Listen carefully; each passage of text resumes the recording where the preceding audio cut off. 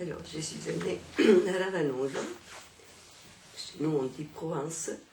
La Provence, c'est d'Agrigento. C'est une très belle ville avec beaucoup de restes donc, grecs. On peut dire que c'était une ville grecque. Voilà. Donc, mais nous sommes à quelques kilomètres. Et c'était un petit pays agricole, surtout pastoral.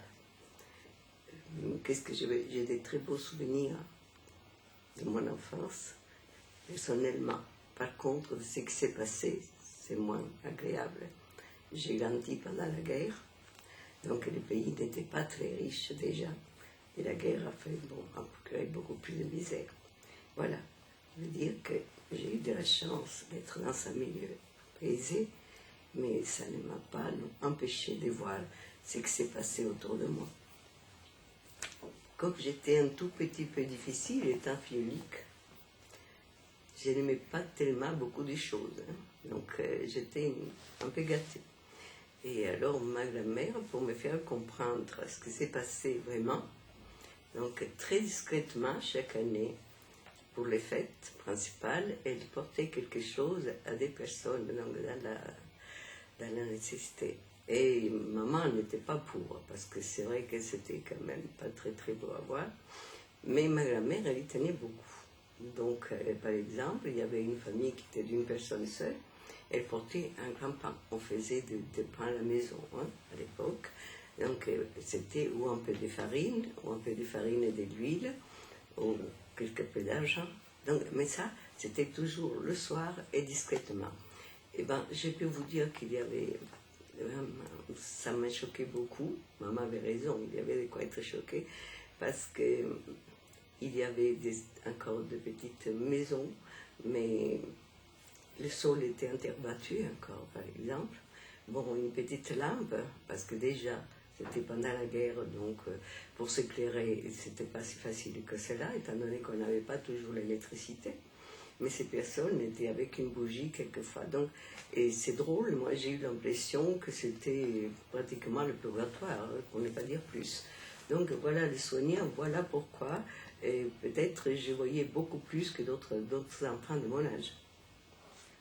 Mon mari est venu en France assez jeune. Il devait avoir, je ne sais pas, 6, 7 ans peut-être, 8 ans tout au plus. Parce que son papa était venu bien avant. Donc il y a eu le problème du fascisme chez nous. Je ne sais pas si vous avez entendu parler de Mussolini. Voilà, donc et tous ceux qui n'étaient pas d'accord avec sa politique, ils étaient persécutés. C'était ou la prison ou autre chose. Mon beau-père a eu la chance de pouvoir partir, s'installer en France. Et mon mari a pu le rejoindre bien plus tard. C'est-à-dire qu'il est arrivé ici et il a grandi, mais il était assez jeune quand la guerre finalement donc, a éclaté. Et c'était très difficile parce que,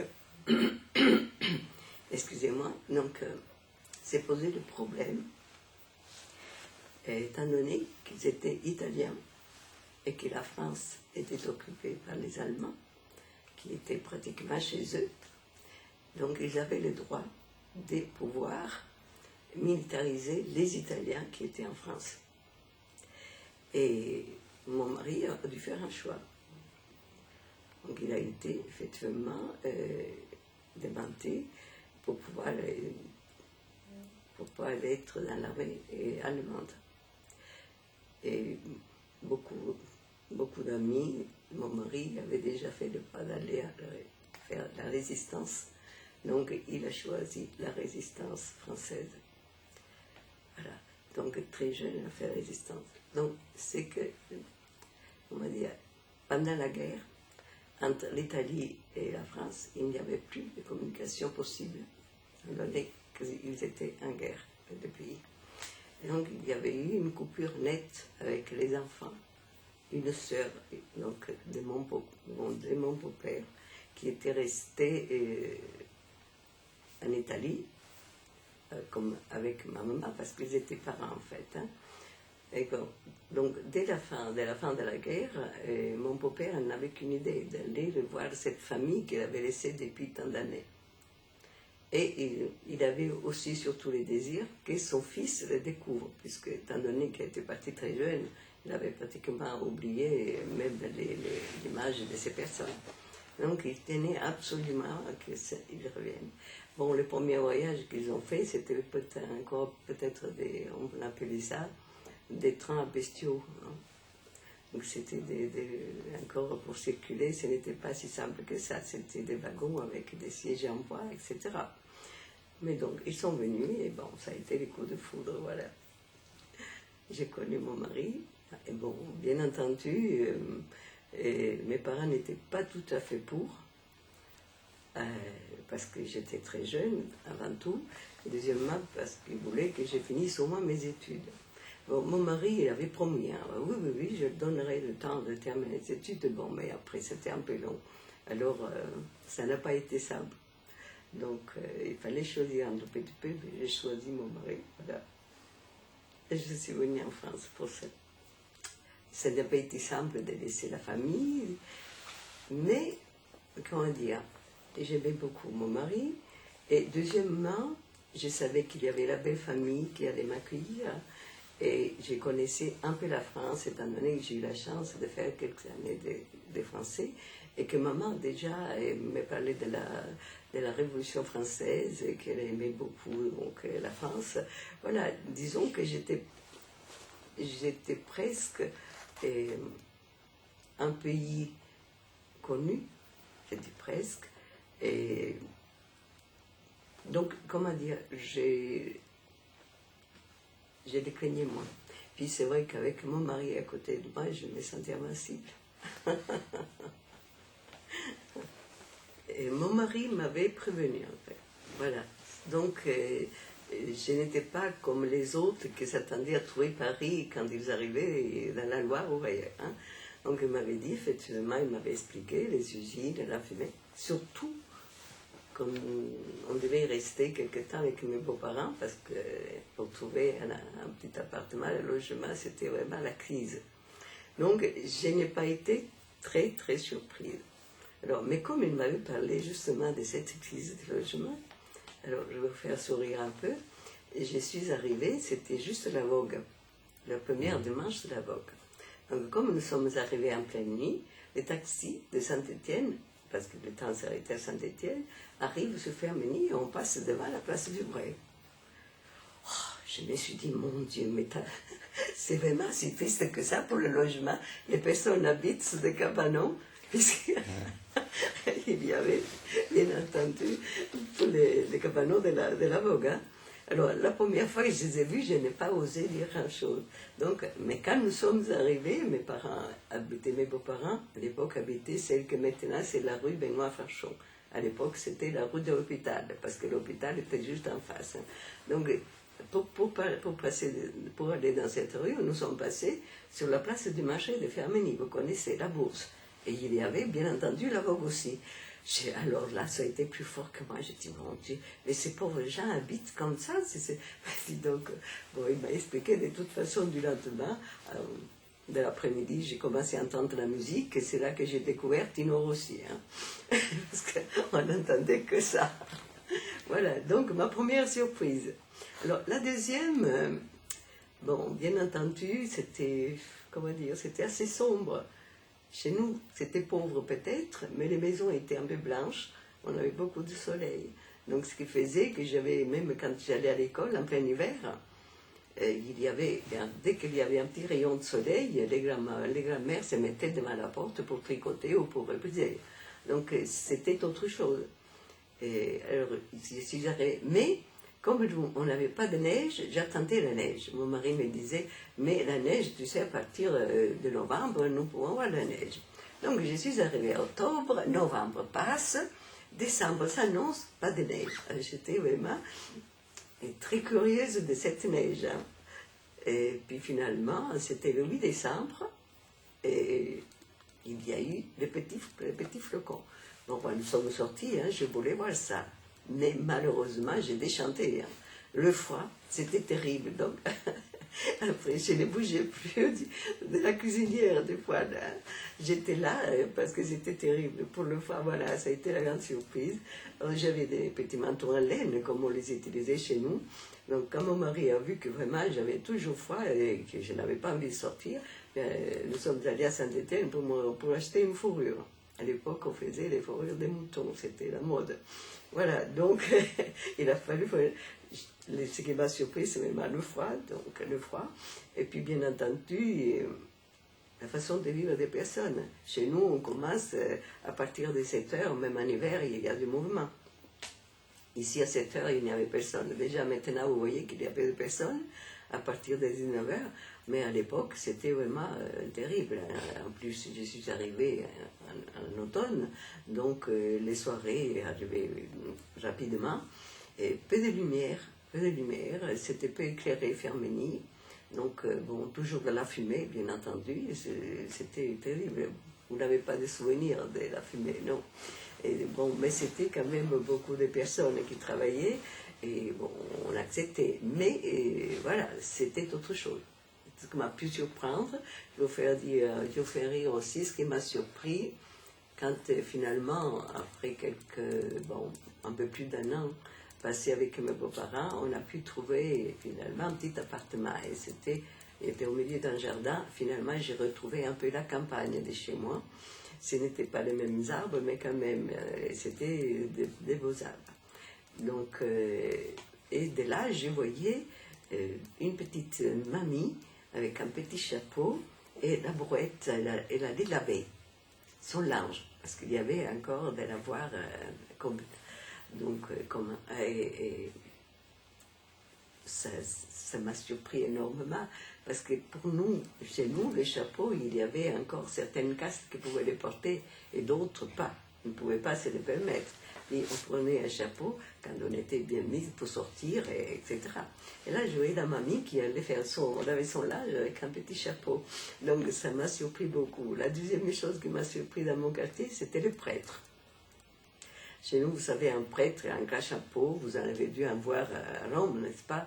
Vous voyez comme ils sont bien mis, hein, tout brille, et c'est quelque chose. Ils sont vraiment... Donc, j'habitais pas trop loin de l'autre archiprêtre. Donc, c'est vous dire que chaque soir, il arrivait avec toute une cour qui l'accompagnait, la cour qui venait les chercher. Et bon, quant à comment dire, sa mise était toujours parfaite, bien entendu. Donc, j'arrive dans mon quartier, c'était Sampico, on appelle ça, donc je suis partie de Firminy à Sampico, c'est un quartier du Nieu, je ne sais pas si vous connaissez.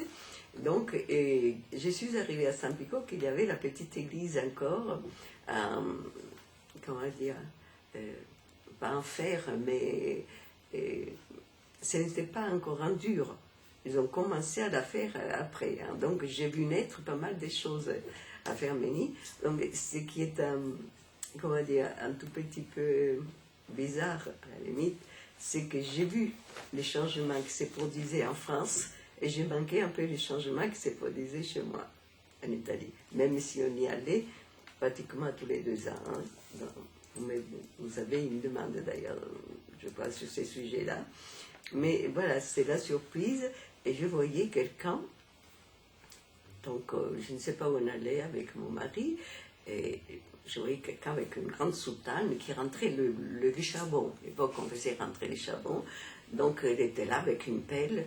Alors, je demande à mon mari, je dis, mais écoute, les sacristans, ils portent aussi une tunique là. Il me dit, mais quel sacristain, où tu le vois, le sacristain? Je dis, mais regarde, il est en train de rentrer là.